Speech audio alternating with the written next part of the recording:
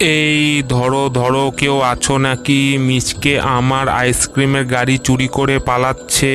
এই মিচকে, আমার আইসক্রিমের গাড়ি চুরি করে পালাবি না।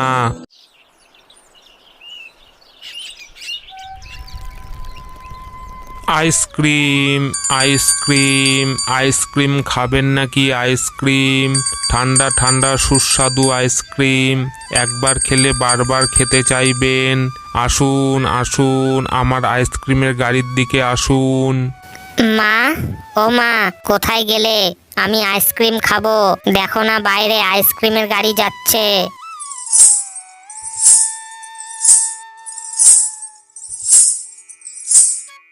কি হয়েছে রে দীপু, আমাকে ডাকছিস কেন? মা, বাইরে আইসক্রিমের গাড়ি যাচ্ছে, আমি আইসক্রিম খাবো। এই কালুয়া বাঘ ইচ্ছে করে এদিকে আইসক্রিম আইসক্রিম করে চিৎকার করবে, যাতে দীপু আইসক্রিম খেতে চায়। কি হলো মা, কি ভাবছো? না রে দীপু, কিছু না। মা, আমাকে একটা আইসক্রিম কিনে দিবে? আমার খুব খেতে ইচ্ছে করছে। হ্যাঁ রে দিব, চল আমার সাথে।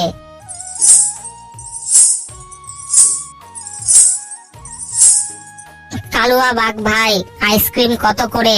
আমার কাছে সব রকম দামের আছে, 10, 20, 50, 100, 500। আপনি কোনটা নেবেন? আমাকে 10 টাকা দামে দুটো আইসক্রিম দাও। ঠিক আছে, আমি এখনই দিচ্ছি। শোন দীপু, তুই এখন বাড়িতে যা, আমি টাকা দিয়ে আসছি। কি হলো দীপুর মা, আজকেও কি বাকিতে আইসক্রিম নিলে? না মানে কালুয়া বাঘ ভাই, আমি আপনাকে সব টাকা দিয়ে দেব। আর কবে দিবে দীপুর মা? আজকে দিয়ে মোট 500 টাকা হয়ে গেল। আমাকে আর 2 দিন সময় দাও। আমি তো ইচ্ছে করেই এদিকে আসি, যাতে দীপু তোমার কাছ থেকে আইসক্রিম খেতে চায়। কি হলো বাঘ ভাই, কি ভাবছো? না দীপুর মা, আমি তোমাকে আর সময় দিতে পারবো না। কালকেই আমাকে সব টাকা শোধ দিতে হবে। কালকের মধ্যে শোধ দিতে হবে? কিন্তু এত তাড়াতাড়ি আমি টাকা কোথায় পাবো? আমি জানি না, কালকে টাকা না দিলে আমি দীপুকে তুলে নিয়ে যাব আর তাকে আটকে রাখবো।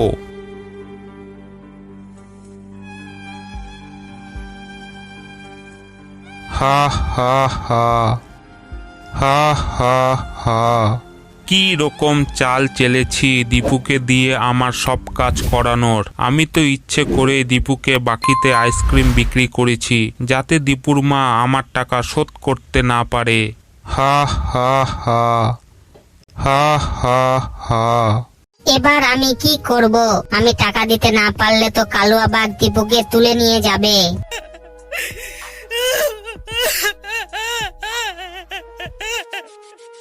কি হয়েছে কাজল বৌদি, তুমি রাস্তার মাঝখানে দাঁড়িয়ে কি করছো?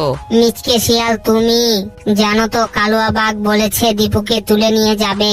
কি বললে? কালুয়া বাঘ দীপুকে তুলে নিয়ে যাবে? কিন্তু কেন কালুয়া বাঘ দীপুকে তুলে নিয়ে যাবে? আসলে মিচকে ভাই, দীপু কালুয়া বাঘের কাছ থেকে বাকিতে আইসক্রিম খেয়েছে, আর খেতে খেতে মোট 500 টাকা হয়েছে।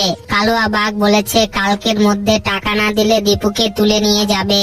ও আচ্ছা, বুঝতে পেরেছি। তুমি চিন্তা করো না, আমি তোমাকে টাকা দিচ্ছি। তুমি সত্যি কথা বলছো মিচকে ভাই? হ্যাঁ, সত্যি কথাই বলছি।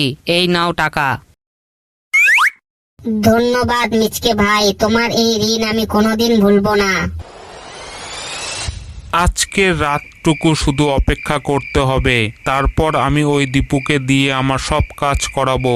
এবার তাড়াতাড়ি শুয়ে পড়ি, কাল সকাল হতেই ওদের বাড়িতে হামলা করব। ও দীপুর মা, দীপুর মা বাড়িতে আছো নাকি টাকা দেওয়ার ভয়ে বাড়ি থেকে পালিয়েছো? না না বাঘ ভাই, পালাবো কেন? এই নাও তোমার 500 টাকা। এই রে, দীপুর মা এত টাকা কোথায় পেলো?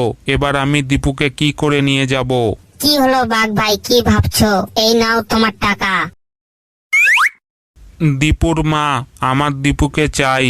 কেন বাঘ ভাই, আমি তো তোমাকে সব টাকা দিয়ে দিলাম, তাহলে দীপুকে কেন নিয়ে যাবে? আমি বলেছি তাই। দীপু যদি ভালোই ভালোই আমার সাথে না যায়, তাহলে আমি তাকে টানতে টানতে নিয়ে যাব। এটা তুমি কি বলছো? আমি দীপুকে কিছুতেই যেতে দেব না। আচ্ছা ঠিক আছে, দেখি আমাকে কে আটকায়। আমাকে ছেড়ে দে কালুয়া বাঘ, আমাকে টানতে টানতে কোথায় নিয়ে যাচ্ছিস? আমার মিচকে কাকু জানতে পারলে তোকে অনেক মারবে। মিচকে ভাই, মিচকে ভাই, মিচকে ভাই, কালুয়া বাঘ ওই দীপুকে তুলে নিয়ে গেছে। কেন কাজল বৌদি, তুমি কি টাকা দাওনি?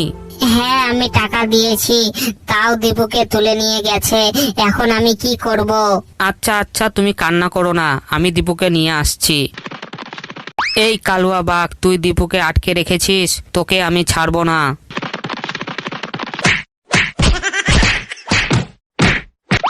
ওরে মিচকে, কি কেলানি দিলি রে ভাই, আগে জানলে আমি দীপুকে আটকে রাখতাম না।